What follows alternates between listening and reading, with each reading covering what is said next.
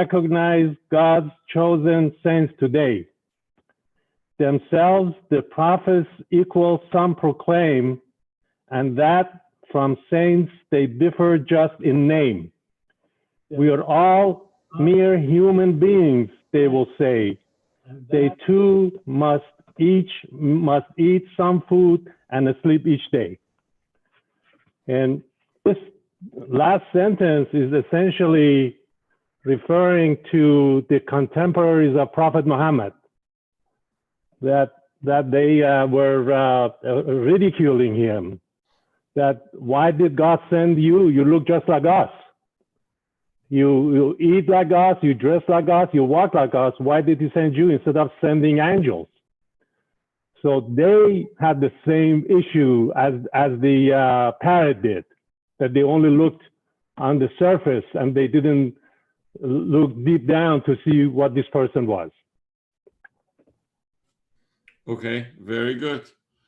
And I think partly this is all also, if we were to put them in some sort of a summary further, is the fact that this kind of led into us trying to figure out what is the right way to judge and find out whether somebody is telling us the right things or not.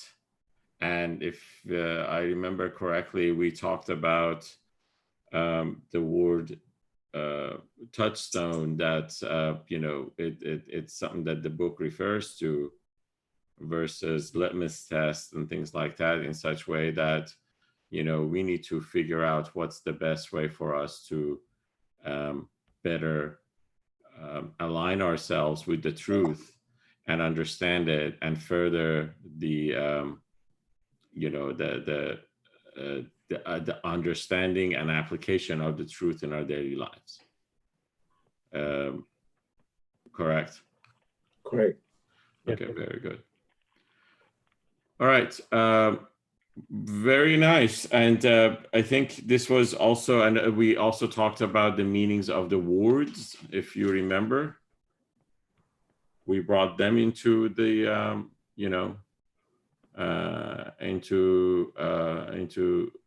into discussion as far as what is the right meaning of words as they show up. Hello, Salman, nice hairdo. As they show up in our lives and so forth. And if you remember, it was the meaning of the word, mu'min or righteous versus munafiq or hypocrite. And the fact that Rumi, what he's telling us is that the true righteous people, regardless of what you call them, they don't really care. And they fully understand exactly what they are given and what they understand from this. And the same for the hypocrites. If you call them righteous, they like it because they know that's what they are not. But at the same time, if you call them hypocrites, they don't like it because within their own soul and inner thoughts and souls, they know that that's not how they need to be. And therefore that hurts them, and they get mad and angry and defensive about it and so forth. So I think as we go forward, the name itself and how we utilize the names, starts kind of, amplifying itself to us in such way that we can better understand how, all of these things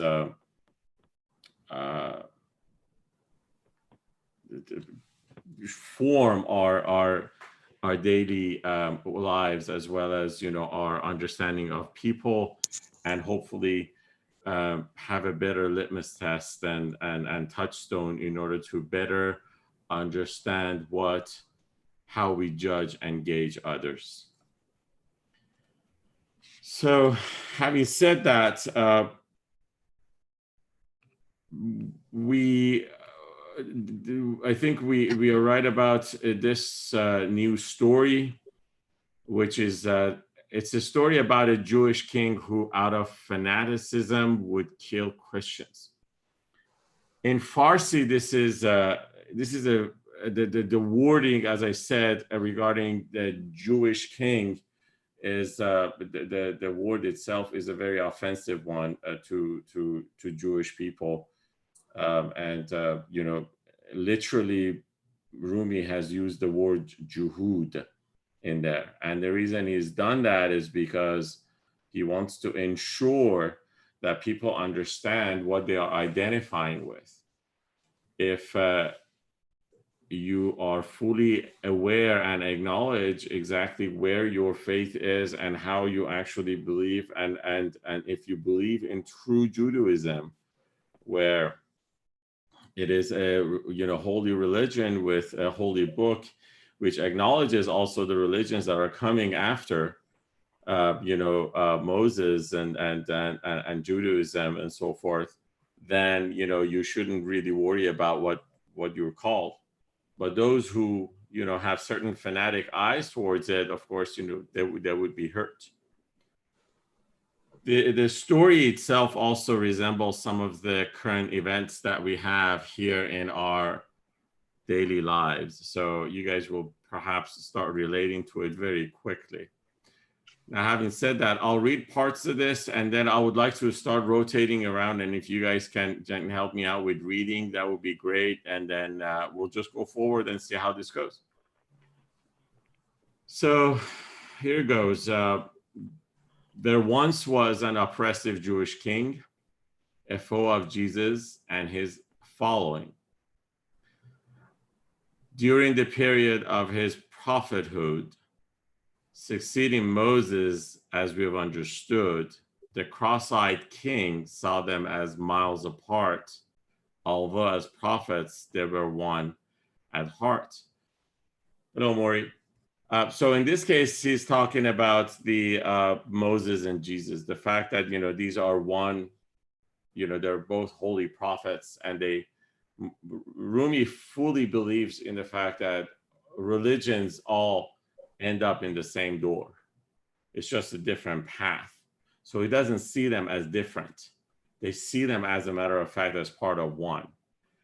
And in this story, one of the things that he's trying to tell us is that because our understandings of words and the meanings behind them is so flawed, and also our visions are so bad, we start looking at religions in a completely separate way, which is not helpful. So he starts by giving us a very funny yet true example. He says, a teacher told a cross-eyed boy one day, go fetch for me a bottle straight away.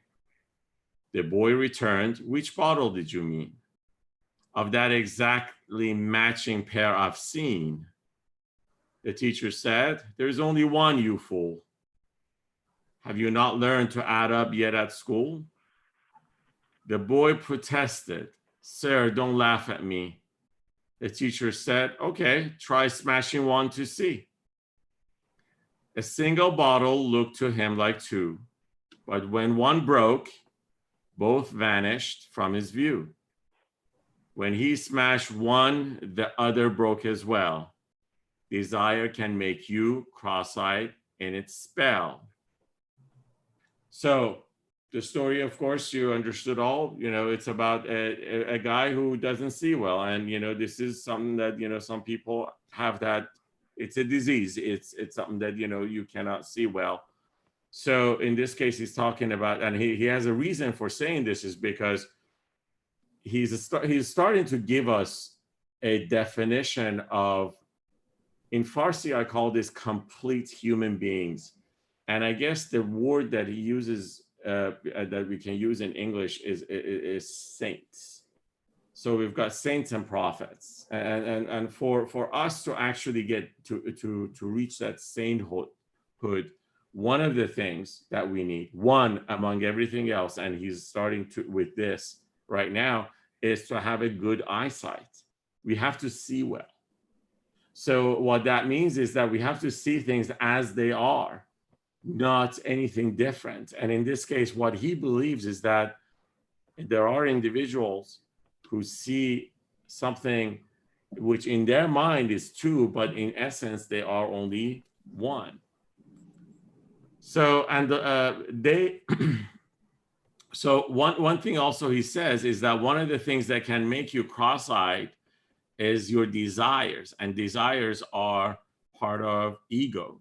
So ego is the essential element which actually starts, producing desires for us. And our desires, if we don't control them, can actually make us cross-eyed, meaning the fact that we can't see well because we get a protective veil from our desires, which doesn't allow us to see the truth.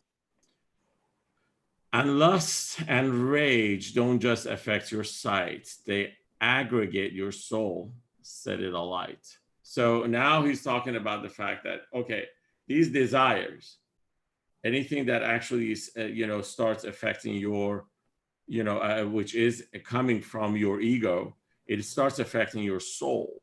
And once it affects your soul, it actually, kind of, puts a dampen on everything else that you may need in order to elevate yourself. Virtues forgotten when your heart feels lust. Veils block your heart and eyes like layers of dust. So when a judge lets bribery win his heart, he can't tell guilt and innocence apart. Another very, very easy example. A judge who is sitting in a courtroom, if he allows bribery, which is another, element which is coming from his desires of wanting more, and it is an ego-driven desire. If he allows that to come through his heart, then his judgment with respect to who is guilty versus who is innocent is going to be affected. Mm-hmm. So the king became so cross-eyed through his hate that Christians prayed to save us from his dictate. He slew believers, claimed it was correct, said Moses' faith, I have to protect. So in this case is going back to the story as far as how this cross-eyed king was. And what he's saying is that this cross-eyed king, because of the fact that, again, we're talking about the sight from your soul and the sight so that you can actually see the truth in things. So since he couldn't see that, what happened was he only felt that the only faith or the only, religion in that case that needed protection was Moses' religion or the Judaism, which was brought upon. Any questions so far? Are we okay? Good. We're good. Say again. I said we're good. We're good. Okay, awesome. Thank you. Chris Bowen. So the next section talks about the vizier informs the king of his plot. So vizier in Farsi means, and I don't know why he hasn't translated this part. Vizier means a deputy or perhaps a minister in government, somebody who's close to the king. And in this case, he had a clever guy who, and again, you have to understand that, if you look at the king, again, if we look at ourselves and we try to put all these elements within ourselves, the king is, us at our, outmost element. And the vizier in this case, it becomes your mind, which, now it's a trickster. It's something that can, justify your desires that comes from your ego for you. So here's what the vizier says. He says, he had an infidel vizier so sly that he convinced men even when he'd lie. So the guy was so good that he could lie and he could still, convince anyone. He could sell you the Brooklyn Bridge. Exactly. Or he could sell ice to an Eskimo or something like That's that. right. Right. Right. So he said that Christians want to save their lives. He's talking to the king now. They see that he who hides his faith survives. Don't round them up. That method won't work well. So he's now talking about the fact that you're killing them, obviously, and these guys are going to start hiding from you. So don't do this. You can't tell people's faith just by their smell. They've hidden their beliefs inside a sheath. What smiles at you opposes you beneath. So that's very true. I mean, if, in any religion, and by the way, throughout history, Jews are most famous for this, but Christians have done it, and Muslims have done it as well in cases where, because of their faith, they were being slaughtered or they were being crucified. They have, sometimes ran for cover this way. And this has happened quite a bit, even in modern times, unfortunately. The very recent one is the example of Yazidis and what the ISIS, people did with them and the massacre that they actually had to endure. So the king said, One quick note. I've been told, the fish that you see on people's bumper on the back of their car. That's Jesus how they fish? try to, Jesus fish. Right. That somebody will draw the bottom part of it. Somebody else will come and complete it in an unspoken word, tell them that they're of the same belief. Oh, I see. Okay. Yeah, I hear. I've heard different philosophies about Jesus fish. Actually, I will share that with you later on. It's an interesting concept, which, yeah, you're right. It's an incomplete. So the fish itself, I don't know if it's linked, by the way, but as we go further into Masnavi, Rumi starts, making a very, very interesting point about the fish. He loves it. And he's already said this at the very beginning of Masnavi, the fact that, he feels that communication between a lover and his beloved needs to be just like how the fish is in the sea, that there's no distance between them. They're just right there. I mean, the fish just touches the water at every moment of his life. And again, it's something to consider, let's just say. So the king said, tell me what you recommend to wipe out these who play act and pretend. So now the king is like, all right, tell me what you want to do. To right this world of every Christian soul, hidden or in open, that's my goal. He said, so now the vizier is telling the king that cut off my nose and hands, dear king, and split my lip to show my suffering. Then hang me from gallows publicly till someone comes to intercede for me. Set all this up inside the market square so people flock to see from everywhere. Then banish me to exile far away, and I'll make mischief for them from that day. That's amazing. What a bastard. Sorry. Absolutely. But I want you guys to really consider this, that Rumi is fully aware as far as faith and beliefs, if they are coming from a strong desire, which is a very much an ego-driven desire, would dictate such a recipe. I mean, even in modern times, Suicide vests? Exactly. Yeah. Suicide vests. Exactly. I mean, the fact of the matter that, people are willing to go to that extreme.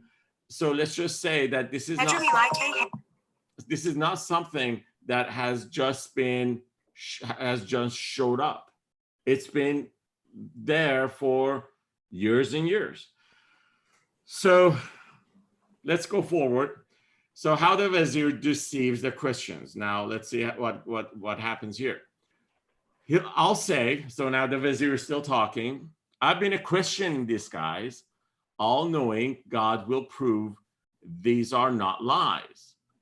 When he found out my true identity, now Vizier is telling the king, this is how I will tell my story, that when you found out my identity, that bigot of a king came after me. To keep my faith a secret from that king, I'd mimic his own brand of worshiping. But when he did get wind of my belief, of wicked crimes, he charged me like a thief, saying, and now he's again saying that this is part of my script and the story, your words are needles in my spine. A window lies between your heart and mine, through which upon your secrets I can spy, and so your false claims I'll no longer buy. So now this is the part that Vizier is telling the Christians. If Jesus had not saved me from that Jew, he would have butchered me, I swear to you. Basically, now he's just saying that, you know, Jesus saved me. Okay? Now, So he's telling this to the people that are gathered in the public square around him, seeing his butchered body. So this is the scenario that he's presented to the king. So once the king gives his affirmation and acceptance, then this is what they're going to do. Yes. Right. Now, the stuff that, you know, Rumi is saying in here, I just want to make sure I reiterate this, that this is what we see nowadays in our lives. We see this here. So, where was I? I swear to you. Okay. So for Christ, I therefore sacrifice my head and pay back all my debt before I'm dead. Though I would gladly die for our Lord's sake, I have studied, so it would be a mistake to risk the future of our faith, not right, though under heathens we have such a fight. Thanks be to God and Jesus, this I pray, that I have become a guide to lead the way, that I've escaped the cruel, oppressive Jews, to wear my Christian girdle when I choose. This is the speech, this is the epoch of our Holy Lord. Hear now his secrets, live in full accord. The king, now, apparently this is basically, so the whole point of this is for the Christians to start killing themselves. So basically, and I'm kind of getting, because the translation doesn't necessarily say this, but this is one of the lines that is in the story itself, that the Vizier is kind of like, you shouldn't be killing these guys. They should kill themselves. This is how this is done. If you do it, they're going to get clever and they will defeat you. But if they do it, then you totally, get what you want. This is the plot. See that? All right. So the king did what was needed to destroy all Christian families with their hidden ploy. He started to expel them from his land when the Vizier began to preach as planned. So now the Christians now see what the plot is. Obviously, what happens is 1,000 Christians gradually thus converged around his home. This is the Vizier, where they all finally merged. He'd teach them secretly, the old and youth, about the gospel, prayer, and hidden truth. Now, what it is the fact that he had studied the religion. So he knew what the religion was.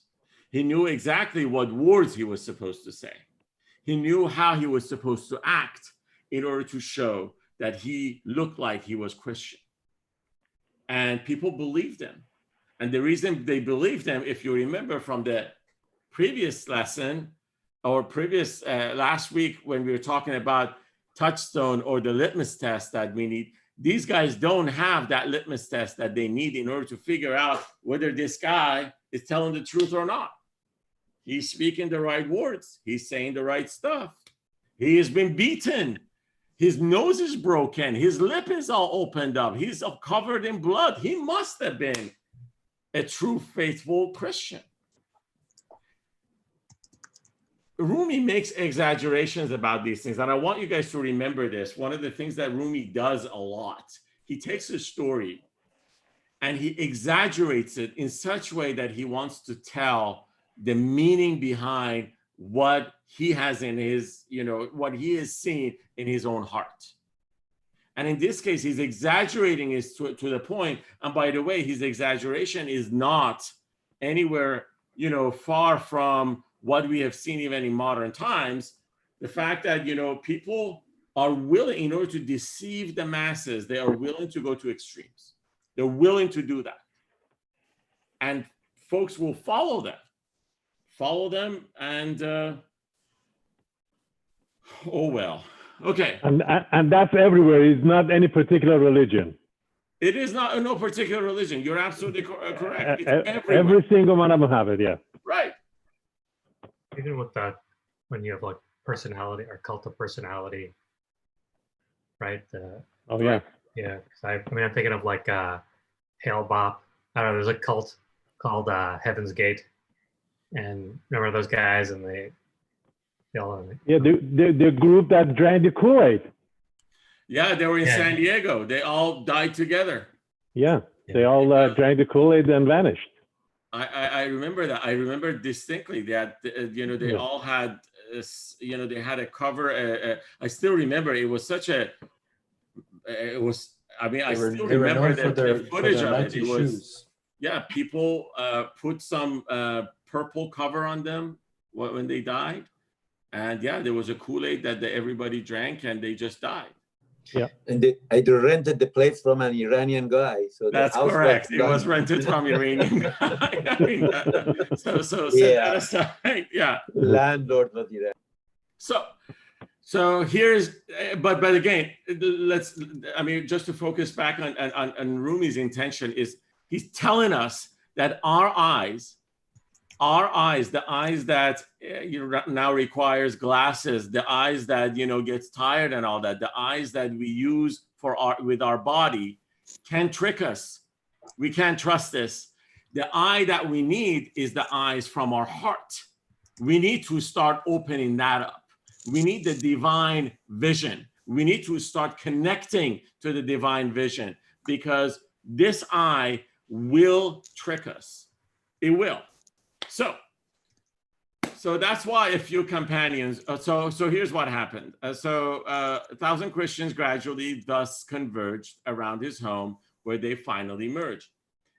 He teach them secretly, the old and youth, about the gospel, prayer, and hidden truth. Although he seemed to teach mere ordinance, he led to hidden traps his audiences. So it's interesting.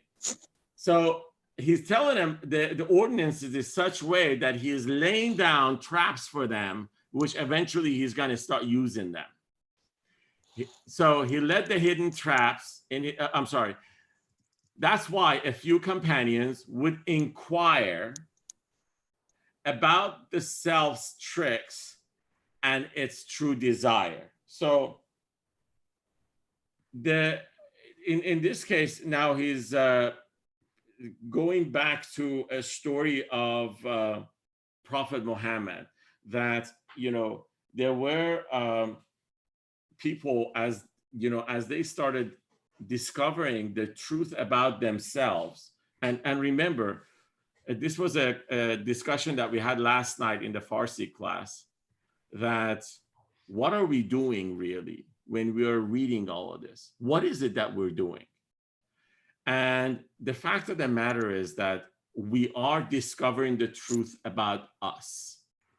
We are understanding what our ego does to us, what our desires are doing to us. Why is it that it's important for us to connect through our hearts? Why is it important for us to elevate our soul? Why is it important to us to figure out the mind tricks? Because all of these things are necessary for us to know. And unfortunately, I think it's going to be a while until we study Shahnameh in English. But if some of you guys are familiar with Shahnameh, there is a character in there. Shahnameh, by the way, for those of you who are not Iranian, you may know it's an epic story by an Iranian poet called Ferdowsi, who was before Rumi. And Shahnameh is a spiritual text. Unfortunately, it's been branded as a epic, text, and with a lot of, fighting and stories of kings and their, warriors and things like that. But the reality is that it is a story of a struggle between light and darkness and how it actually applies to us. Now, in Shahnameh, you guys all have probably heard about Rostam. I mean, some of you. Rostam is a warrior, and at some parts of the Shahnameh, what Rostam does, in order to free up a king, he needs to pass through 7 obstacles in such way that they were grand obstacles that it needed specific attention and power in order to actually get through them.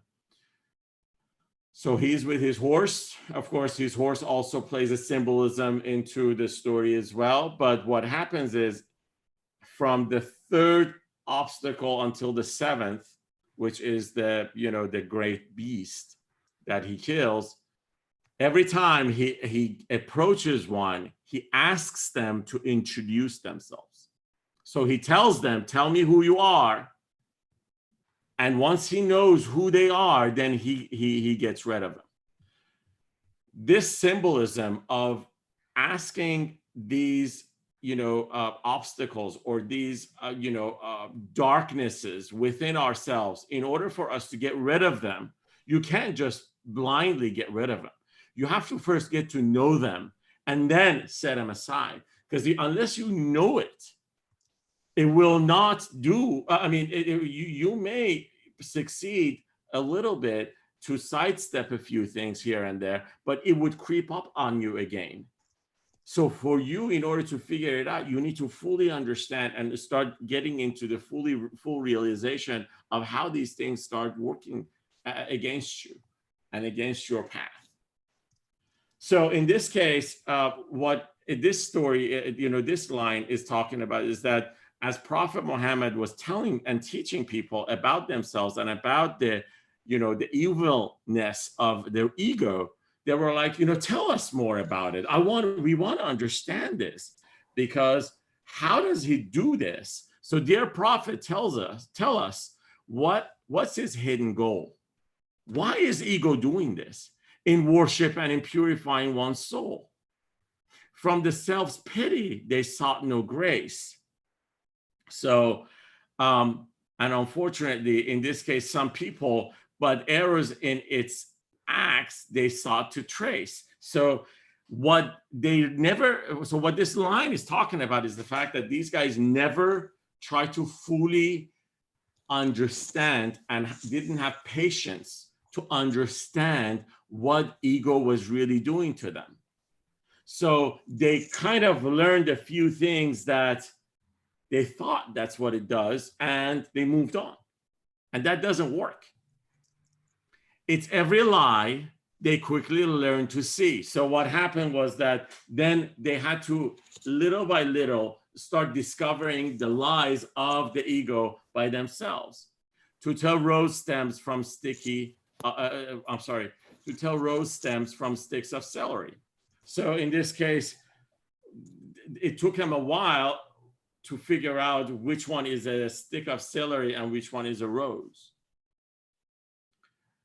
Companions who knew how to scrutinize, the Prophet's sermons still would mesmerize. Now, in this case, there were some who actually, rather than rushing into judgments and falling through this path, they sat back and allowed the prophet to tell them little by little, and they had patience and allowance in order to actually start discovering this within themselves. They're the ones who eventually, prevail. Okay. So now it goes back to the story. So the Christians followed the vizier. So all the Christians gave their hearts to him, too ready to obey another's whim. Submission to him, they thought pity, imagining he was Christ's deputy. So basically, they figured out that, he must be the guy who, he must have been very close to Christ. And yeah, this is it. I mean, or else he wouldn't be doing all this stuff. He was the one-eyed Antichrist within. Please help us, God. Protect her from all sin. Now, the one-eyed Antichrist, I don't think if in Christianity there is an Antichrist which is one-eyed, or somebody help me with that. Because in Islam, there is a one-eyed Antichrist, which his name is Dajjal. There is a belief that when the world is coming to an end, now that the conditions as far as how that ending is supposed to manifest itself, varies between different faiths. But eventually, when it happens, one of the people who is in control of part of the, in this case, Middle East and some places across Europe, is a one-eyed dude named Dajjal, who kills so many people, and rivers of blood are just flowing down everywhere and so forth. So there's a different story I know about Dajjal, but if doesn't matter, I guess. No, I'm trying to generalize the story rather than being. So you're talking about the Dajjal and his donkey and all that stuff. Yeah, and I think here one eye referred to the guy because I guess the king also blinded him in one of his eyes. Is Dajjal blinded? No, Dajjal is not blinded. Dajjal, there's no reference that Dajjal that we know is blinded. I guess here it says this guy was a one-eyed Dajjal, means that he was Dajjal and he was blind because the king made him blind. This is what I get. So the line, this is what the line in Farsi says, just to میگه او به سر دجال یک چشم لعین ای خدا فریاد رس نعم المعین. Yani he's literally referring to Dajjal. Okay. So all right. I think you guys get the point here. He was the one-eyed Antichrist within. God, please help us, God, protect from all sin. He set for us 100,000 traps, and we were like hungry birds in search of scraps, each moment caught in yet another snare, though we be phoenixes who rule the air. Now, I want to talk about the traps, and also I want to talk about us being the phoenixes.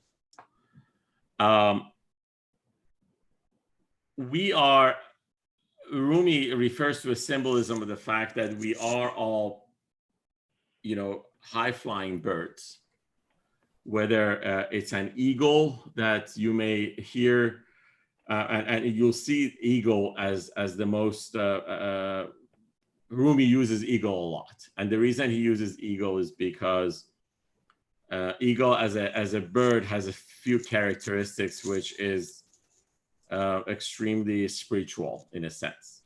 So one of the things about eagle that Rumi likes is the fact that it never settles for anything that is left over. Eagle always hunts. And one of the things that I didn't know, and a few years back, somebody in one of the classes told me, was that eagles, apparently, if their beak gets so long for so many days or months or however it is, how it grows, they purposely go and break their beaks so that it actually grows again, so it grows fresh. So it's interesting. So basically Rumi likes this. And the reason Rumi likes it is because what Rumi believes we should be is that we should always be high flying, and we should never settle for anything that is a leftover of someone else. We always have to hunt for what it matters to us. And in this case, it's the hunt for the truth. Another thing that Rumi also talks about the eagle and that he likes is the fact that eagles generally are a bird that kings love. And, you know, it was customary for kings to keep an eagle alongside themselves. Majority of the symbols of the kings, you know, has eagles in it. I mean, in America, eagle is a prominent symbol as well.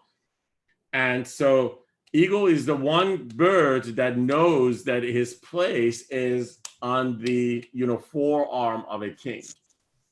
So, and that shows closeness of that bird to the king himself. Now, the symbolism is supposed to kind of contrast between us as, you know, wanting to be close to our beloved God and how we believe that we want to be close to him and we want to be able to soar and fly high with his grace and with his help. Okay. So he's talking about, he sets for 100,000 traps. He sets for us 100,000 traps. And in this case, what he's saying in this translation, it's not that he sets for us. The reality is that there are 100,000 traps there, and the he should refer to not God, but he's referring to our ego. So our ego sets a lot of traps for us. Okay. And we're like hungry birds in search of scraps. And because we are hungry, and in this case, the hunger comes from the fact that we are elevated souls trapped in a body, and the body gives us the need and urge to hunt because body becomes hungry. So therefore, we fall into these traps. Is this making sense? Yes. Okay. I just want to make sure that we're following this. So the reason that he's talking about us being hungry birds is because we are kind of, you know, again, the body, the needy body that we are trapped in, our souls is trapped in, is, you know, makes it, you know, we have to do things for it. It gets cold, it gets hot, it gets hungry, it gets full, you know, it gets tired and all that stuff. I guess Each we're not, moment, say again. I mean, like he says hungry birds. He doesn't say eagles, he says hungry birds. That's correct.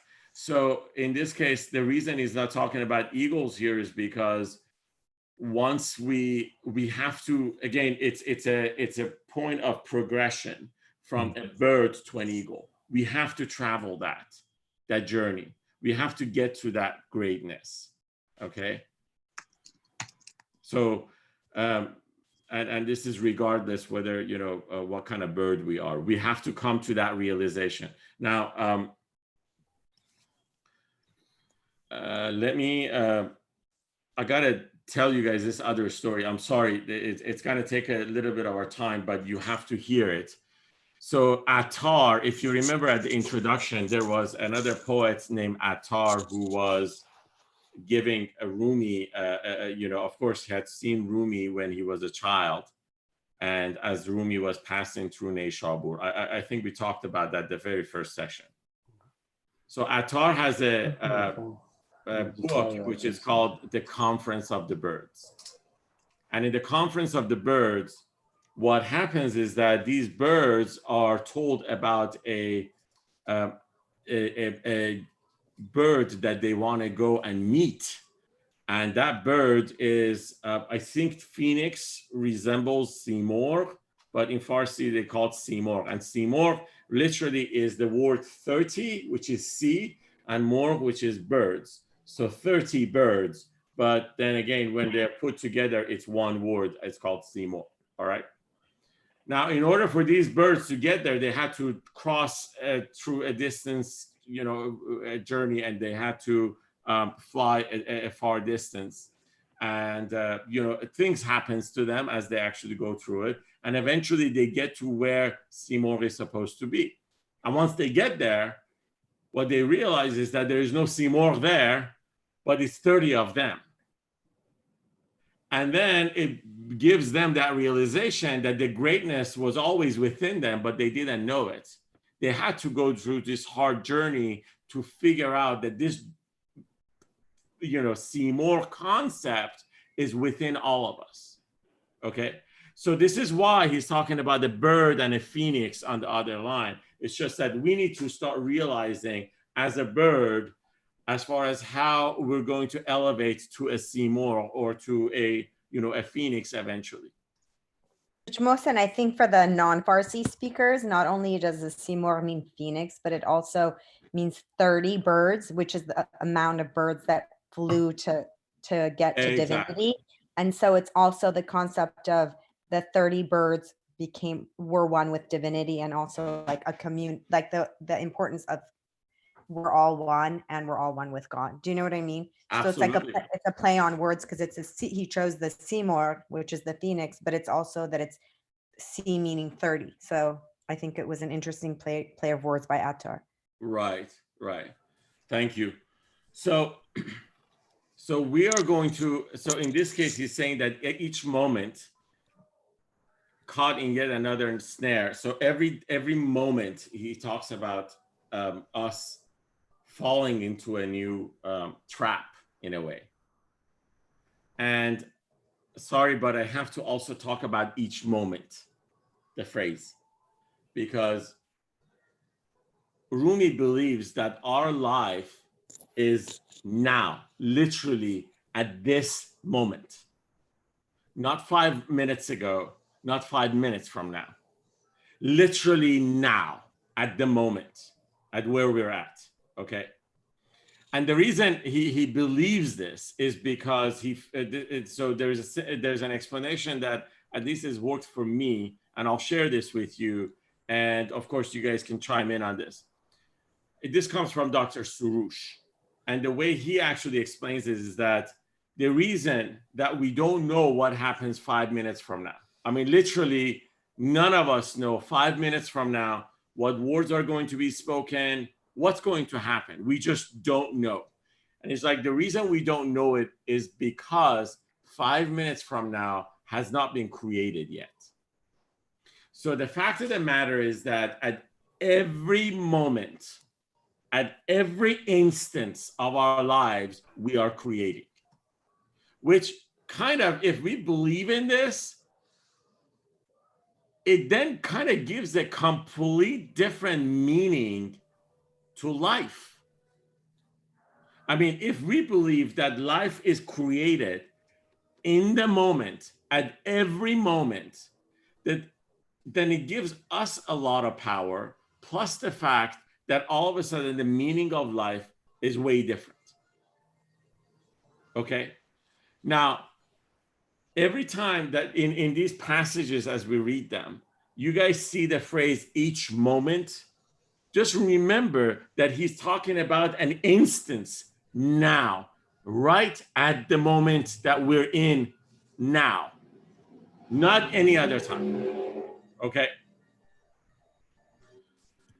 So he's saying each moment is caught yet in another. So every moment that we're in, we put ourselves, or there is a trap for us, which it's a challenge for us to kind of either go through it or sidestep it. Either way, figuring out how to overcome it. Okay. Though we be phoenixes who rule the air. Now he's now talking about the next line is his prayer. He goes, you, as you being God, free us, but repeatedly we fall, entrapped, O needless one, for you we call. So he's like, at every moment also, when we fall into these traps, it is you who is helping us getting out of these traps. And we fall into the other one. And we fall into another one. Like beginning, now, so did these lines, did they make sense? I mean, I really want to make sure we're good with this.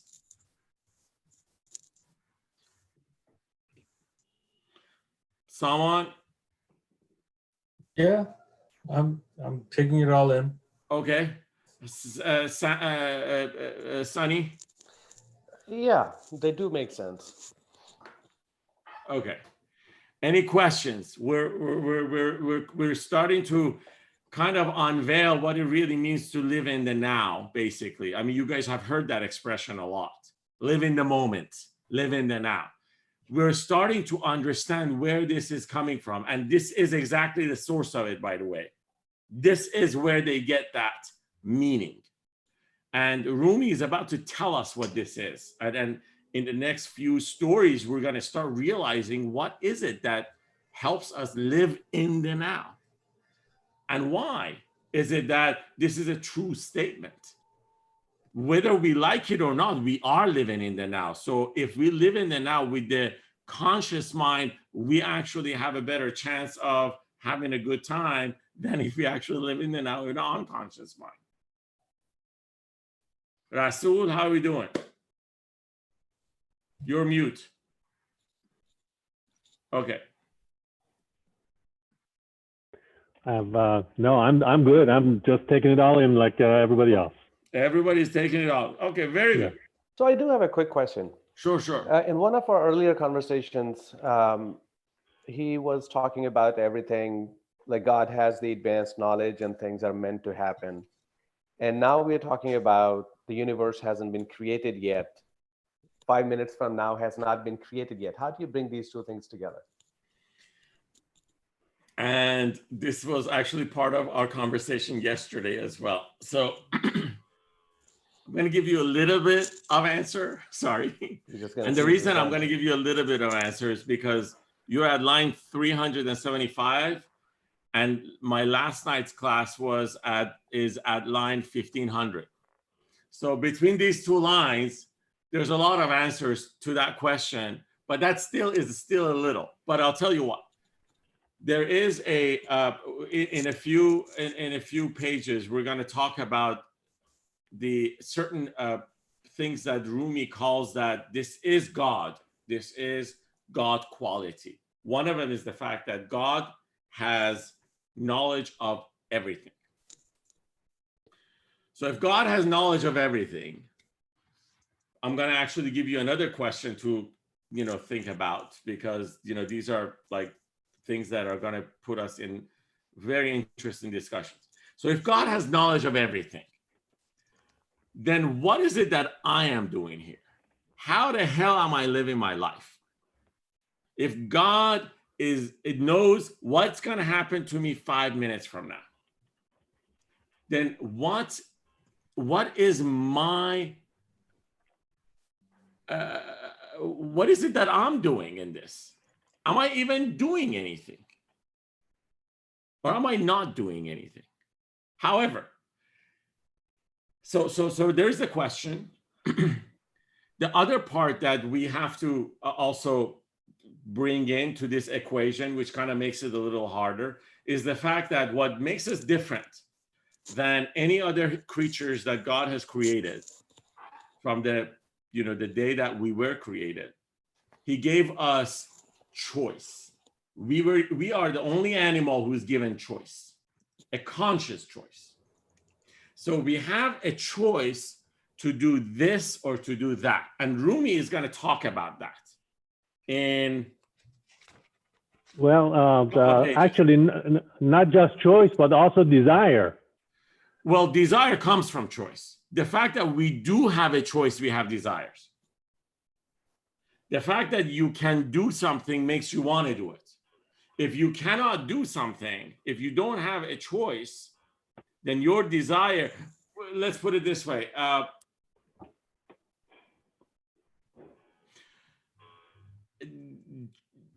ikhtiyar is choice, right? I mean, I Right. just want to double check myself. Okay. Yeah. So the fact that you were given choice, within it comes all the desires.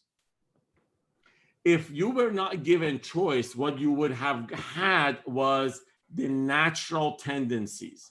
Let's put it this way, like animals have the natural tendency of what they have to do. They have the natural tendency to eat in a pasture. They have a natural tendency to basically look after, for instance, a cow has a natural tendency to mate and then look after its calf until the calf is, able to do what it does, and then it kind of lets him go. And when they eat and they're full, they don't look for more food.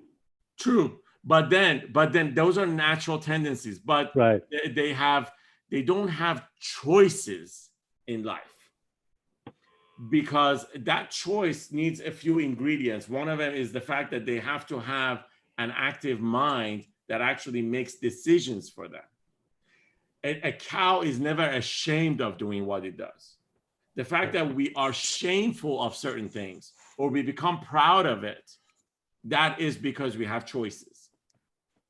Okay. So, yes, Sama. Oh. So I want to just kind of expand on that question. All of this, one of the things that we have to agree on, and this is an agreement that going forward we have to have, is that we're going to have to agree that God is this absolute power and absolute knowledge and absolute everything. As a matter of fact, from a perspective of defining what God is, we're going to have to define it within our Rumi poetry. And he's going to help us define God, because we have to first define it. And he's going to give us that, tools to actually put that together. So I did not answer your question, Sunny. I know that. And I gave you more questions. But it's just the fact that this is how the journey is going to be. Be a little patient and we'll get there.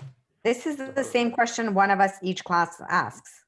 And you keep telling us we'll get keep having to read. Is it choice? Is it coincidence, or is it destiny, or a combination thereof? And I'm going to tell you exactly. You have to be patient.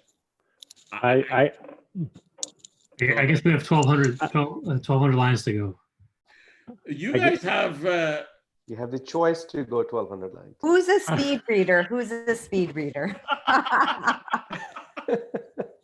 Yeah, I know. Again, it's sorry. I mean, so Mr. Mohsen, he comes to my Farsi classes, and I think you've been coming to those classes for like 5 years now. Actually, it's close to 7 years. Oh shoot! But Sorry. but the first 2 years, as you know, I was traveling a lot of weekends. But yeah, it has been almost 7 years. 2013. And can you help? I just want to make sure that this audience also get the feeling for those classes. These questions are not new, right? No, it's still coming from the same guys that have been in class for 5-6 years, because I guess they get convinced and again they sidetrack at the end. So it's not What's interesting? So we talk about this, let's just say here, and eventually we all agree to an answer. And when I say agree, it's that discussion that eventually people are like, okay, I get it. I have to now go back and figure this out. And then a life event happens, and this is actually the best thing. So sorry, I'm deviating from it, but I think you guys would benefit from these examples. Like there was at the beginning of this bad year of 2020, sorry, 2020 has been crazy. So we started the year with there was an attack to, for those of us who are from Iran, there was an attack to a Iranian general in Iraq. And right after that, there was a Ukrainian airliner which was shot down. Now, the Iranian government said it was a mistake. People said it wasn't a mistake. I don't want to talk about that. This was a life event. It was so funny, right? They happened within a week from each other. So this event of shutting down, I mean, killing the general happened from one class to another. So when this one happened, everybody at this week, they were all like, oh my God, there's going to be a war. We're going to go to a war. What are we going to do? What a year. And I'm like, guys, what is Rumi telling us? And this time we're Rumi book 6. So we're reading book 6 with some of these folks. And I'm like, we have to be patient. Just be patient, be completely present. Things will happen as it's supposed to happen. This was the only thing I was saying. I'm like, remember, things happen for a reason. Be patient. Don't interfere. Just be patient. If you cannot be effective in anything, don't interfere.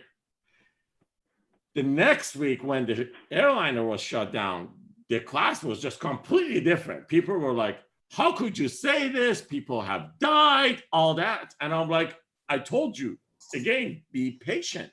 All you have to do is just be patient. So there was a lady who got really angry with me because she felt that I was trying to sweep this under the rug. I mean, literally, that's what she told me.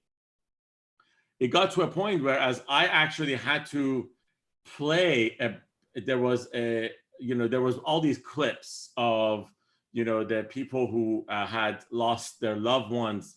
There were clips of them talking about how they felt and all that. And the one that resonated the most with me, and I thought it made sense for people who attend the Rumi class to listen to, it was this 13-year-old boy who had lost his father in the flight. And this kid, for 10 minutes, the only thing he talked about was how great his father was and how we should all love each other and not hate anything and don't wish ill upon anybody and just, be thankful and grateful for everything that God has given us. I still have the video. If you guys want, I can send it to you. So I was like, this is how we're supposed to be. Yet people could not digest that. So the reality is that in our daily life, these are the traps that Rumi is talking about that God has or are laid out for us. We fall into these traps. And as we fall into them, our reactions starts telling us how we are and who we are. And we need to figure out how, and those are when we apply those litmus tests. How is it that we can get better? How do we better ourselves? And it's a journey. That's why it's a journey. That's why I don't have an answer, or I can't give you an answer right now, because the answer won't make sense. Well, that's probably because even at the answer you think you might, not you generally, is we really don't know. Until Exactly. even the answer you think you have now could be different when you go forward. Exactly. 6 months from now, So I'll forward you guys the video of that. Don't forward it to me, Mohsen, because honestly, I will have I won't stop crying. Oh, okay. I will. Sorry. But Sorry. again, I know it's a very again, I know it was a very sensitive subject and so, but these are, and again, Corona happened and all that stuff. And these are just times that, we are going through these tests. We are all going through these tests. We have to start becoming grateful for things that we knew we had and now we don't have. And now we have to start applying, ourselves to better things as we go forward. Okay, so now here's another thing that, I just want to make sure, we don't, if we can't finish this part. So each moment caught in yet another snare, though will be phoenixes who rule the air. You free us, but repeatedly we fall, entrapped, O needless one, for you we call. So we call up to God to pray and help us get out of these traps. Like bringing wheat inside a farmhouse store. This is not the right translation. Silo would be a better translation. So he's talking about what we store somewhere. So people do prayers, right? And most of the time that we do prayers, in at least in Muslim faith, what we say is that we pray because we want to make sure that in the next life, these prayers become our salvation and help us out. So it's saying that we pray, and the way we pray, we're trying to store these stuff like in a silo that you store wheat in, but at the same time losing it once more. So, but however, as we are storing these prayers, these things are going out. Why can't we work this out now with our brains? A mouse keeps sneaking in to steal the grain. So the fact of the matter is that as we are doing these prayers, and hopefully we're trying to gather these things, our silos are infested with mice. And these mice are coming in and they're taking what we are putting away. These mice are representatives of our desires that are coming from our ego, and our actions, of course, that follows that. This mouse has dug a hole to creep inside. It's ruined every storehouse or silo far and wide. Defend against the mouse first. That's the plan. Then come and gather all the wheat you can. In order for us to first defend against this mouse, we need to find it. That means that we need to search for it. And that is when we actually start searching for who we are within ourselves. Mm-hmm. That's us trying to figure out who we are. Now listen to the prophet of mankind. No prayer complete without a present mind. Now, it's interesting that one of the things that the prophet says is the fact that if you are praying, you need to have a present mind. Can somebody define present for me? Present, as in present mind or present time? Present mind. Present mind goes back to, there's a word in Urdu we use, hazir. Hazir. Okay, very good. Very good. Yeah, so it basically means being here mentally, physically, emotionally, in all those areas. And what I was taught is that in order to pull yourself back into the here and now, you can even use physical reminders. You can use certain fragrances. One of my mentors taught me, I was going through a very tough training program, and he's like, use a certain type of any perfume, but just dedicate or assign one cologne that you would use only for that class. And the idea was that whenever you would use that cologne, it will bring you back into here and now for that particular class, right? But anyhow, that's a side note. But the idea basically is to be present emotionally, physically, mentally, and all that. Okay, very good. That was awesome. Anyone else? Just A lot of times use a Band-Aid around your wrist to remind you, or Okay. some physical object, not necessarily Band-Aid. Right, but we're talking about present as to how to be present. Like, for instance, you guys are now present in Right. this class. Someone, you were going to say something. I'm just saying, be aware, cognitive of what's in your surroundings at that time and moment. Okay, very good. And I Can I make rather one more quick? Sorry. go ahead. No, go ahead. I was just going to say, to be present, one is interest into something. We are all interested in Rumi's poetry. And the other thing is driver. Why am I here? What's my driver? And that driver keeps me present, because that driver gives me relevance. That driver gives me reason. Where do you get that driver? Where do you get that driver? It comes from, well, okay, so let's go back to your freedom of choice, your ikhtiyar. And from ikhtiyar, I want to do X. That's my driver. In order to achieve X, I have to do Y. Let's say in this case, the Y is studying Rumi's poetry. right? So that's where the driver comes from. What is it that you want to achieve, that you want to do? I want to be a better person, better husband, better father, better friend. That's my driver.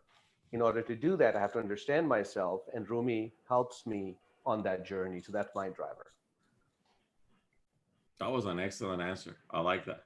Okay, very good. That was very good. And I was planning to give the reverse meaning per Go se, ahead. that present, to be present is not to be in the past and future. I.e., if you are, for example, praying, be present means connect to God and don't think about what happened in your past or what you are planning to do after praying. And these are the thoughts that come in our mind and distract us completely from what we purposely wanted to do to connect with God. So that's present to me is just be present, not to be in past and future. So don't find your keys while you're praying. Exactly. Or don't plan tomorrow when you go to work what to do or what act, you know. Okay, very good. So there is also one definition that I like, and it comes from the movie Kung Fu Panda. You know, that little guy. Nick would love that. I love that movie. Yeah. Do you remember? Do you know what I'm talking about? Yeah. Okay, tell me. No, you go ahead. So he's teaching them what present is, and he's like, yesterday is history, tomorrow is a mystery, but today is a gift, or now is a gift. That's why it's called the present. And I think it's important for us to realize that we so if you really look at it, what Rumi is trying to tell us is that at every instance, we're given a gift from God. So we should be thankful for it. And as these gifts are going to keep on coming, if we keep being present and keep realizing it, I think that starts to elevate us, which is, again, just like how Sunny, you said, like everything that's around you, or someone was saying that everything that's around you as it happens, as you actually are grateful about it, and you're like, hey, this present moment is a gift. I'm actually truly blessed for it. And the next one also is the same thing, and so forth. So I think it really is it's good. Okay, good. Thank you, everybody. So I'm struggling with, and it might be it's too early in this class. I'm struggling with the concept where on one hand we're talking about ikhtiyar, things are meant to happen, they will happen, don't freak out, wait. On the other hand, we're talking about what was that? The bird, falcon that you were talking about. That falcon is a doer, right? And if that's the role model, if doers is the role model, to be a doer, if that's the advice, then how do you like bring these two concepts together? One hand, just things will happen, whatever is meant to happen will happen. On the other hand, you're supposed to do something, right? And create that universe. And if I tell you that you have to be patient, you're gonna kick me right now. I mean, if I was present over there. Mr. Mohsen has been in your class for 7 years. He's still looking for the answer. No. So let me tell you this. No. So the fact of the matter is, no, he knows the answer. It's the application of the answer which actually makes us fall into these traps. So here's what this is. The fact of the matter is that, yes, you're given a choice. You have the ikhtiyar to do what you have to do. And you will do it as a doer. Rumi refers to an ayah from the Quran, which is an ayah referring to the first, I think it was the first war that the Prophet fought, the Badr, okay? And in there, the translation of the ayah is the fact that as you were throwing the arrows, it wasn't you who was throwing it, it was us. There is a meaning behind it. He's the one who is doing it. So Rumi wants us to use our choices in order to disappear in God's destiny. If that makes sense. Kind of an oxymoron. Sorry. Sorry, Jack. You were unmuted. Well, I was, oh, I know I was unmuted. I have a no filter. No, but, and I've known Mohsen for what, over 20 years. I can, but you know what, honestly, I think one of the best examples, if I can intervene and give you a helping hand, Mohsen, and maybe Sunny, this will Sure. help you, is one thing I read, did you mention this or someone else mentioned this in a prior class, but I've read that always helps with this concept, is it destiny or a coincidence, like whatever, it's how much effort do we put in, how much do we put in God's hand, you know? I'm a little bit of a type A personality, so I've always been go, go, go, go, go. And then you learn as you get older, well, maybe you go, but you also let it go, kind of. And the best thing I think I've ever read is, you guys who know I think it's part of the Quran or maybe it's a Rumi story, correct me, is where someone, they were going to go in an inn with a prophet, and someone said, well, if we leave it in God's hands, should we tie our camel, or why should we bother tying our camel, or something to that extent? It's like, well, I think I was taught that as a kid too, like you do your part, you pray and you do your part, and then you leave it in God's hand. So I mean, I'm jumping ahead, sorry, Mohsen, because I think I've thought about this a lot all my life, is it's part, you're given a choice, you make the choices, you know, but you have to, once you've made the choice with the proper intentions, you leave it in God's hand. Like, you're not going to apply to a job with a badly written resume. You know what I mean? Or, I mean, I don't, Okay, that's perfect. So you know, I mean, I don't know what example, because I have to show, I mean, you have to work somehow hard. I have to show you guys where this is gonna be. This is page 46 of my notes in Farsi. So you guys are right now on page 17, okay? But what Morvari just referred to is here. It says, I'll say the Farsi part. It says, Gar tawakkul mikoni, dar kar kon, kesht kon, pas tekye bar jabbar kon. So it's like, if you want to, you know, be, you know, totally be, you know, be, you know, leave it in God's hands, do it in your work. However, do your work and then trust God that the rest of it is going to happen. از تو حرکت از من برکت. Yes. And then another example that Rumi brings up also is when a farmer is about to farm, what he does, he spreads the seeds. That's his work. But then he waits and he allows God to do what he's supposed to do. I mean, there is a consciousness that stays in the seed and the soil that eventually starts growing the crops. So I don't know if you guys have played the backgammon. Have you? Mm-hmm. For those of you who played backgammon is a you know, a game that was invented in Iran, and the story behind it is the fact that you roll the dice, and rolling the dice is literally what happens in life, which you have no control over. However, once the unless you cheat, No, of course you could try to cheat, but even the ones who are trying to cheat, they're not 100%.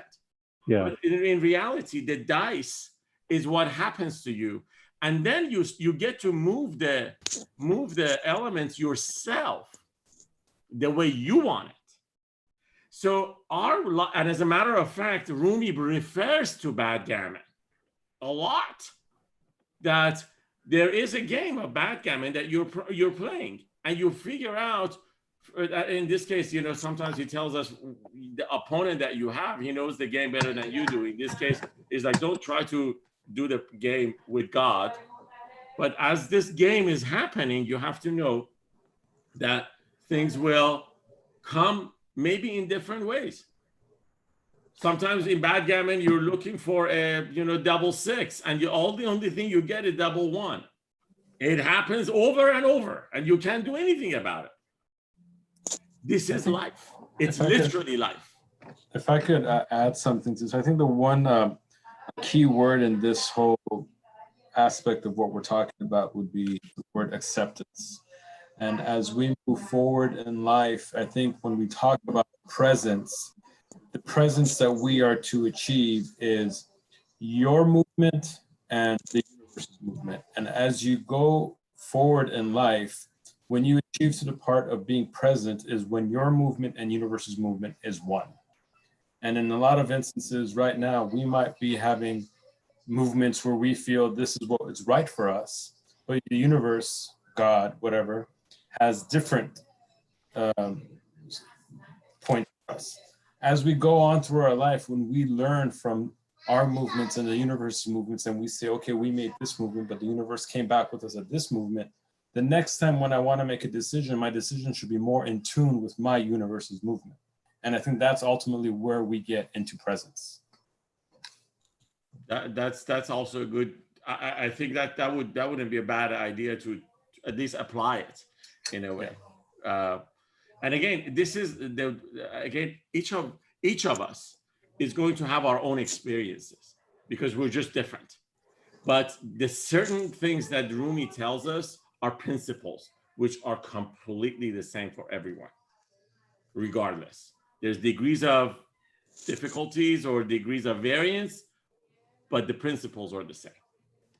You know, Mohsen, can I add something only? I'm being, Rasul, you were being funny about the cheating, but I think it takes me back to something else that Rumi teaches along with this choice and letting go, like the trust in God, the patience is, I think, one of the other cornerstones that Rumi teaches about is polishing your heart, is cleaning your heart of all the impurities. So I think a lot of times, I mean, what I've really learned in my whatever 40 something years on this earth is that the more pure and good your intentions are, where whatever choices you make, then you leave it in God's hand, it's easier to let it go.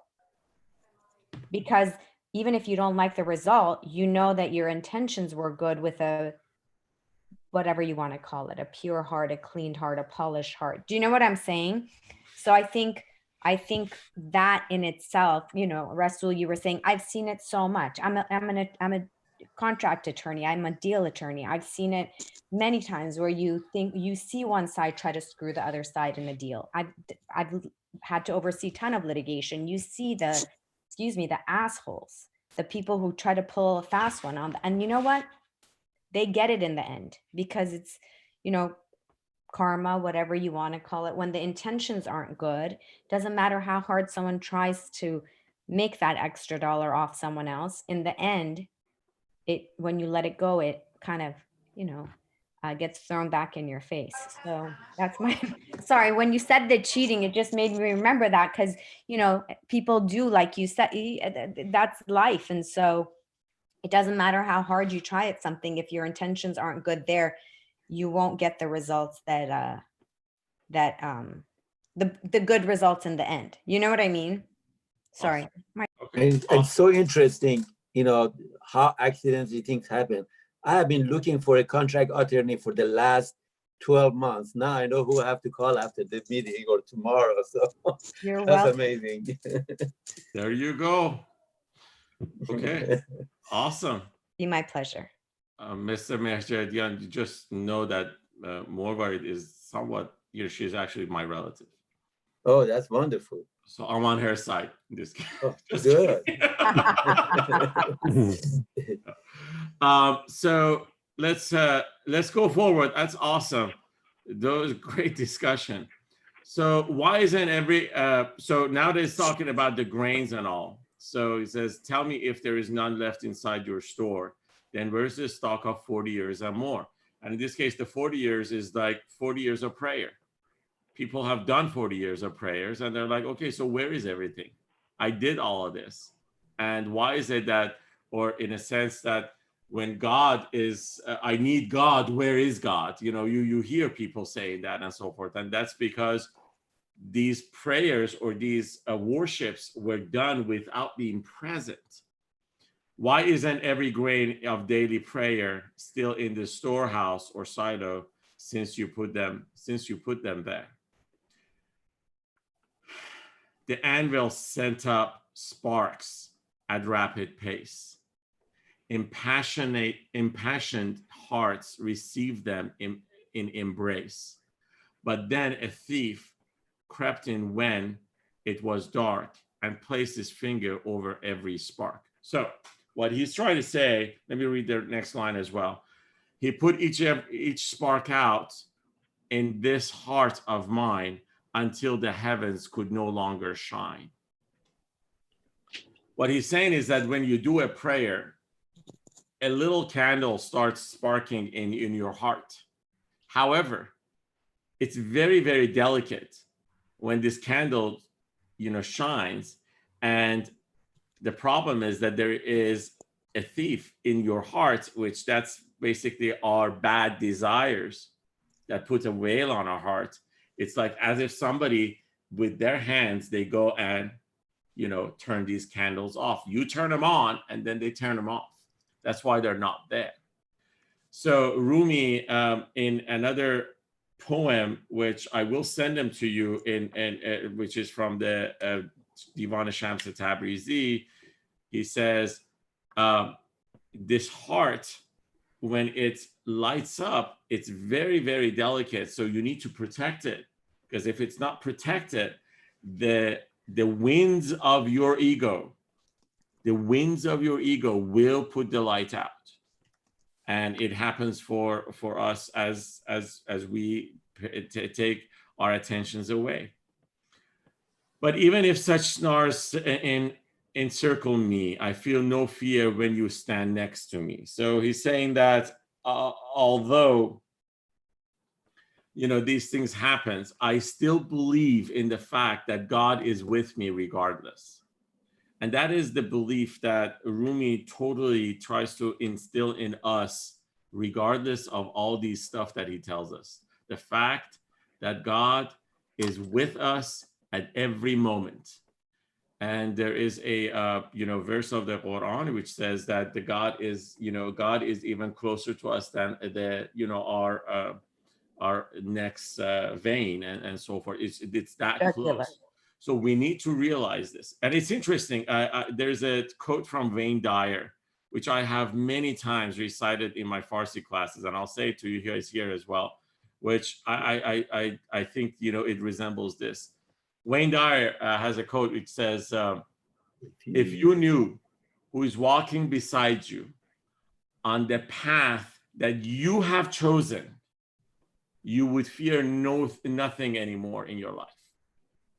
And that's an important thing for us to know, that we need to believe that there is somebody besides us at every instance of the path that we have chosen to go. It's our choice.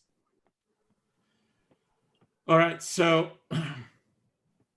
when constantly your favor gives relief, how can I fear at all that wretched thief?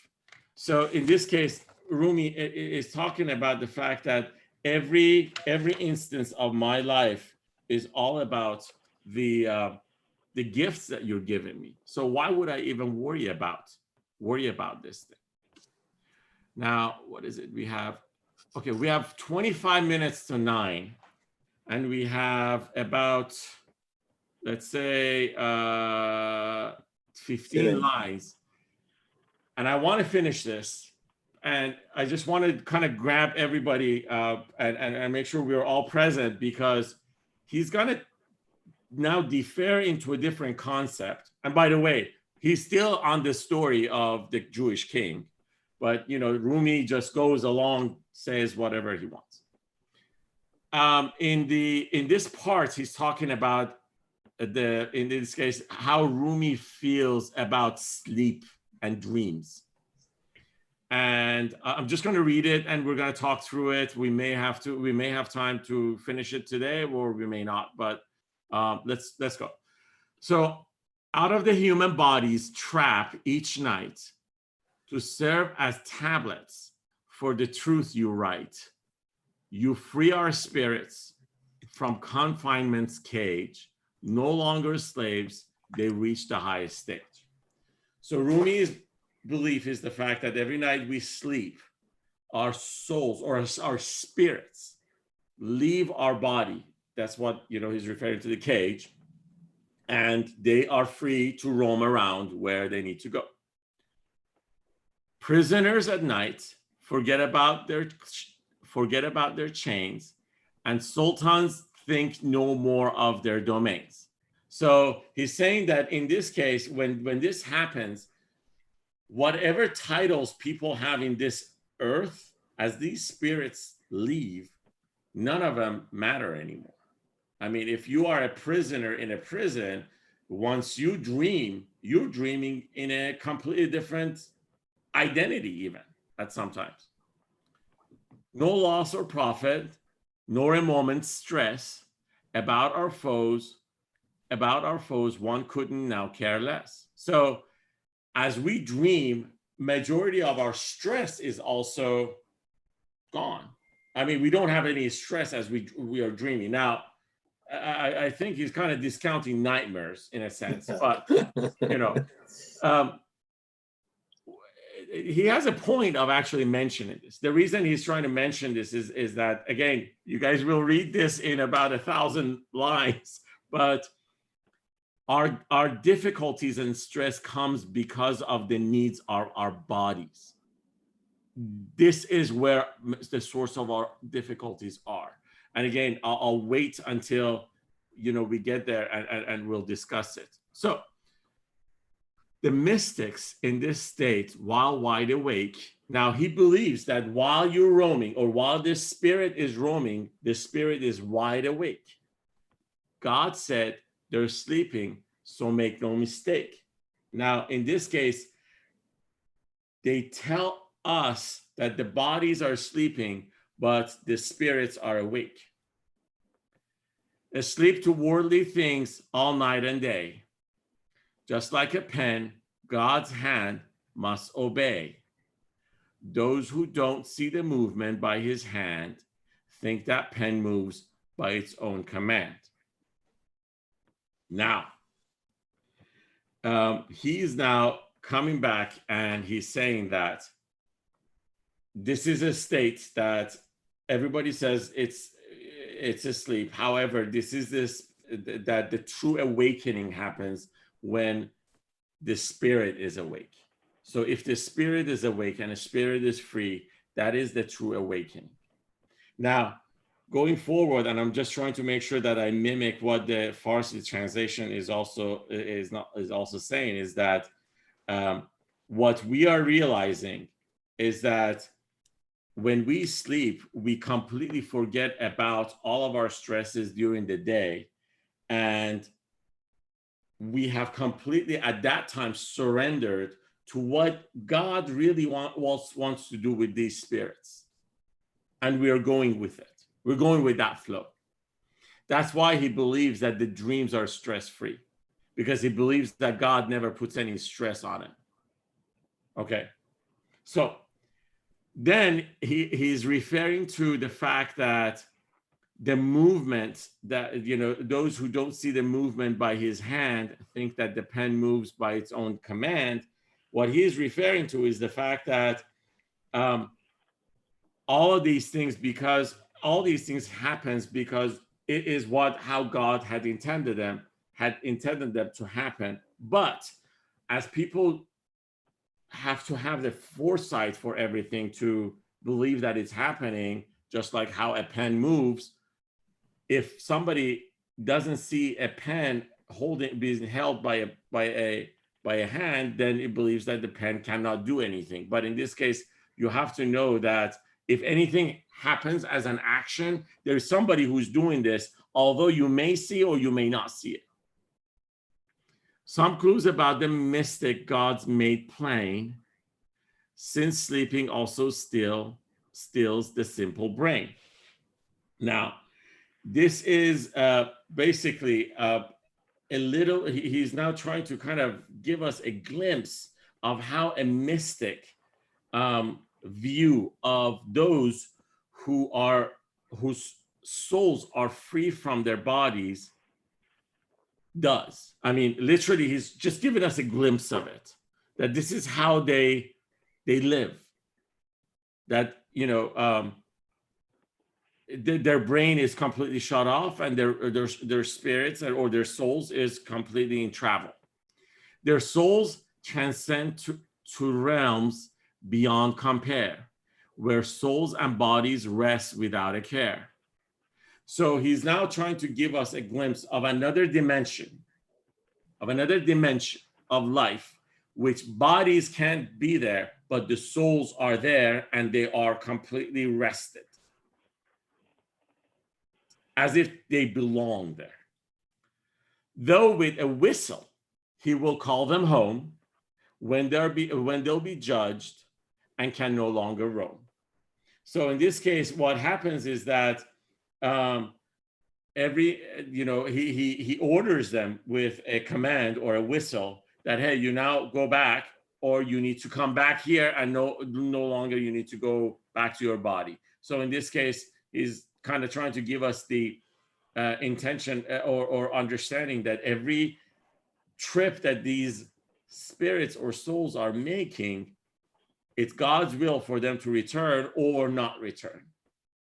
These are not just any soul, right? These are the... Actually, it's any spirit. So it's talking about all spirits. All spirits, once you sleep, your spirit is, it does travel. I mean, that's also, I think scientifically they have agreed to, I mean, I think it's a very strong theory around that. Because in the translate, it keeps saying mystic. I understand. So then he's now referring to the mystic soul traveling, which belongs to the connected souls or the connected people. So in this case, mystic was referring to the people. Yeah, and there's a line missing actually in between in here from the Farsi version. So that's why you can't make the transition into that. But realistically speaking, what he's again is saying is that the connected souls are the ones who basically, you know, they enjoy this travel. This happens to them and they love it, and they totally, you know, go for it and all that. Now, and just one other thing, when it says when they will be judged and can no longer roam, is that a reference to like Day of Judgment or just waking up? So they will be judged. That's when they are not supposed to, or in this case, okay. There is a line in book 5, which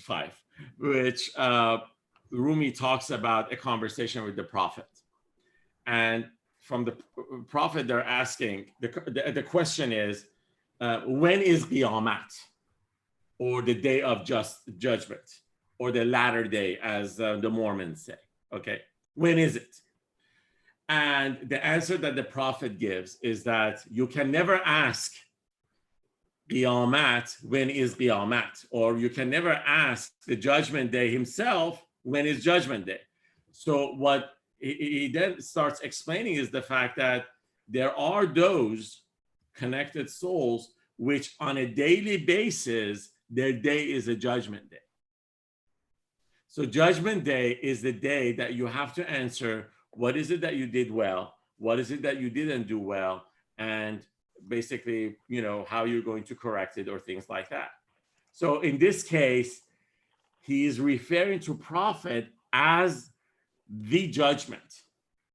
Now, in this case, what he's believing is that those who are connected, those souls who are connected souls, are always at the position of being judged, and they are always judging themselves. So every day is the judgment day for them, which gives a completely different meaning to judgment day by all religions. So when he's talking about them being judged, it's like they actually literally want to be judged. That's why they go there, because they talk, they have conversations. And Rumi believes that that is the truth. In reality, he believes that's the truth in life. And what we're living is a projection of that truth. This is not the truth. This is a reality, which is a projection of the truth. Okay.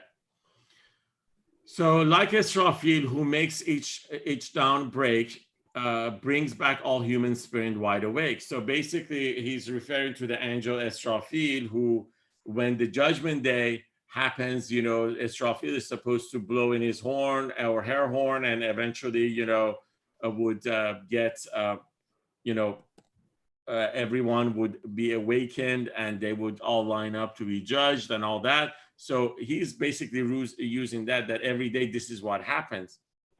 Inside their bodies, they are trapped by day, as if the body is pregnant in this way. Thus he stripes trappings of the spirit steed, brother of death, for sleep is apt indeed. So there is a saying, I think it's coming from Imam Ali, which says that sleeping is the brother of death. Literally, they say that if you see somebody is sleeping, it's actually how they look like if they're dead. And what he is now referring in here is the fact that what God does is that he elevates these souls every time that they come for judgment, and they let him go again, so that they can experience the rest of their, you know, what they have to experience, and basically, you know, allows them to impregnate their bodies again, and the bodies, you know, then do what they're supposed to do. Now, in this case, the fact that he's talking about the bodies being impregnated, this is again for the connected souls, the fact that these guys are extremely aware of their being and how they command their bodies, not the other way around. So Rumi believes that our bodies is what is commanding our souls, because our body is a needy body. It needs stuff. It needs a lot of things. And because it needs a lot of things, it commands what the soul is supposed to, or the spirit does. And the spirit sometimes gets trapped in these commands and can't elevate. But these connected souls are the ones who are commanding their bodies. So to draw them in from meadows to their pen, where they are burdened with their loads again, protected like companions of the cave, or safe on Noah's Ark from every wave. Companions of the cave is referring to the Ashab Kahf. I don't know how to translate that in English, but many of you have problems. So it's these, people who were all, eventually slept in a cave for a long time, and their dog was the one who was protecting them. And eventually, they were awakened, and then they returned back after, the king in their town, who was not a good king, eventually was gone, and then they were able to live free and all that stuff. So he's now referring to that people are protected like those souls, and in this case, God ensures that they are safe, like how he provided Noah's Ark from and the passengers of Noah's Ark from every wave. If only souls were spared from being aware of what our mind and senses see out there. Now, in this case, he's saying that I just wish that our souls could be made aware. It's the fact that this is why we need to. So when we're talking about the mind and the ego and the heart and the soul, he wants us to actually work with the mind and the soul and let go of the heart, the ego and the mind, so that our souls can actually start being more aware of what they are and how they can actually elevate themselves. Companions of the cave today are found. They're right before you and heard all around. So he's like, just like then, now there are companions of the cave, and they are around us. However, we are not aware of them. In song with the beloved constantly, your eyes don't have the power, though, to see.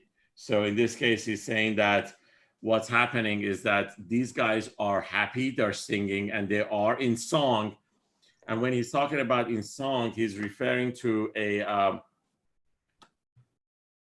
Greek philosophy, the fact that the Greek believe that there is a divine melody in the universe, that if you could be in song with that divine melody, you could create in any, at every instance, the way you want it.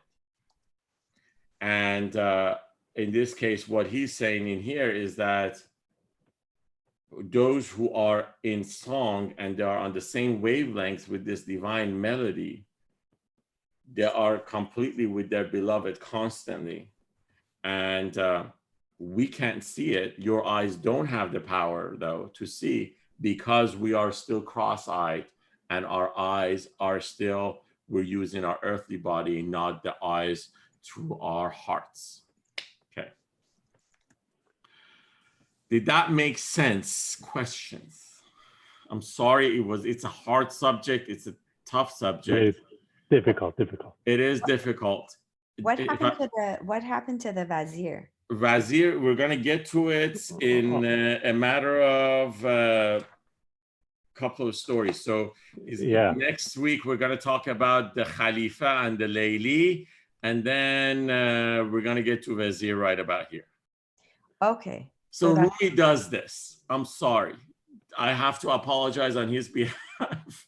These stories, he interjects stuff right after another into this thing, which is like really, really, sometimes for people it's difficult, but you have to assume that he's in a setting, and you have to also agree and assume the fact that he was not a poet. He said these in poems. However, he is not a poet. He never went back to correct these things. He never wrote this stuff. There were others who were writing him. And for him, it was just, it was coming to him.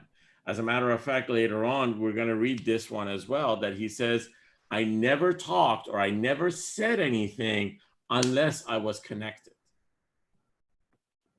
So he is saying these as it comes to him. And as the setting is providing the right context, and you have to believe that there are questions that people are also asking him, and he's answering questions, just like you guys. It's just, again, that's why sometimes some of these things are answering the questions that you were asking, because people were asking questions. I guess other stories, among one story is like, middle of this class, we go and talk about something that is not related, and we come back. You're right. You're right. So in this passage, the only thing that I want you guys to take away really is the fact that he fully believes in dreams, and the fact that when we dream, our spirits, and all of us agreed that the incomplete spirit eventually becomes a soul. So soul, we're going to use it when we're talking about a connected soul, and the incomplete spirit is a spirit that, just keeps us alive. So an incomplete spirit, in this case, it dreams and it gets, frees itself from the cage of our body. It has its experience, and then eventually, according to God's will, it comes back. And sometimes because of God's will, it never comes back. That's why you find people dead in their sleep.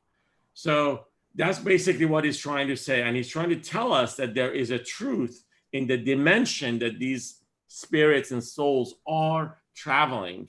And we need to start understanding that dimension and hopefully start connecting with it as we go through this. One quick comment. Yes.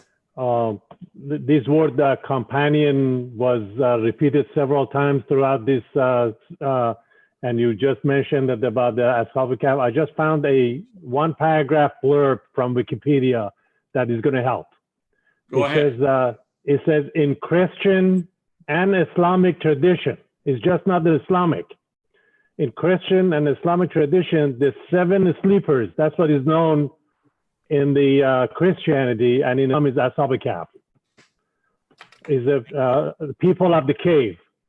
Is the story of, is a group of youth who hid inside the cave outside of the city of Ephesus around 250 CE to escape a religious prosecution and emerged some 300 years later. It's near present-day Amman, Jordan. I've been there. There you go. Yeah. Awesome. Yeah. Very good. Okay. 7 sleepers. That's what they are, the companions. Yes. Awesome. Okay. Thank you very much. Thank you, guys. Awesome. Thank you very much. Thank Thank you. Thank you Awesome. very much. Have a good evening, everybody. Bye-bye. Have a Have nice a good day. night. I'll see you guys next week. Bye-bye. Yeah. Yes. Bye.